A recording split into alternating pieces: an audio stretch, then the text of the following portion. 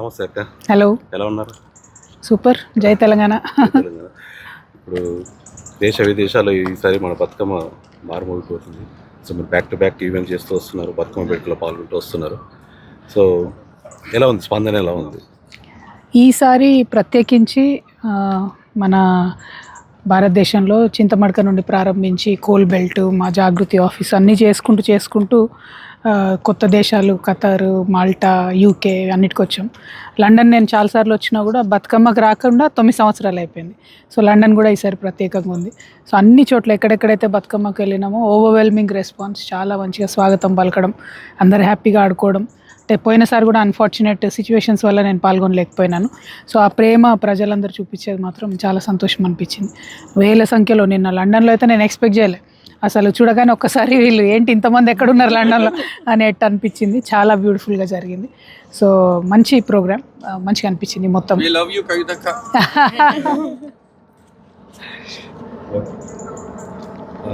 రాజకీయ పరంగా కొన్ని ప్రశ్నలు అడగాలి. సో ఇప్పుడు అందరికి తెలిసిన విషయమే. సో ఇప్పుడు జరుగుతున్న ఏదైతే మీరు బీఆర్ఎస్ పార్టీ కూడా మీ స్పీకర్ ఫార్మాట్లో రాజీనామా పంపించారు, బట్ ఇప్పటికి ఇంకా ఆమోదం రాలేదు గుత్తా సుఖేందర్ గారు. సో మీరు ఇంకా ఉన్నట్ట బీఆర్ఎస్లో లేనట్ట? అన్ఫార్చునేట్ సిచ్యువేషన్ అండి. ఎందుకంటే పోరాటాల పార్టీ, ఉద్యమాల పార్టీ, ఇట్లాంటి పార్టీలో చీలికలు రావద్దు అనేటటువంటి అంశం కోసమే అందరం కూడా చాలా ప్రయత్నం చేసినాం. ఎప్పుడు ఎక్కడ ఎంత ఇబ్బంది అయినా కూడా తగ్గి పార్టీ బాగుండాలి, ఈ పార్టీ వల్ల తెలంగాణ బాగుండాలనే ఉద్దేశంతో కంటిన్యూస్గా నేను పనిచేస్తూ వచ్చిన. చాలా అవమానాలు ఎదురైనాయి, చాలా ఇబ్బందులు ఎదురైనాయి, చాలా పొలిటికల్ పార్టీస్లో జరుగుతుంటాయి. నా విషయంలో అన్ఫార్చునేట్లీ ఏంటంటే నా ఓటమి దగ్గర నుండి, నాకు పర్సనల్గా నేను సఫర్ అవడం దగ్గర నుండి ఇవన్నీ మీరంతా కూడా చూస్తూ వచ్చారు.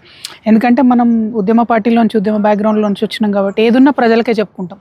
కష్టం వచ్చిన ప్రజలతోనే చెప్పుకుంటాం, బాధైన ప్రజలతోనే చెప్పుకుంటాం, సంతోషమైన ప్రజలతోనే పంచుకుంటాం. కానీ నేను ఒక ఆడపిల్లను కాబట్టి కుటుంబం బాగుండాలి, పార్టీ బాగుండాలనే ఉద్దేశంతో నేనెంత సఫర్ అయినా బయటికి ఎప్పుడు చెప్పలే.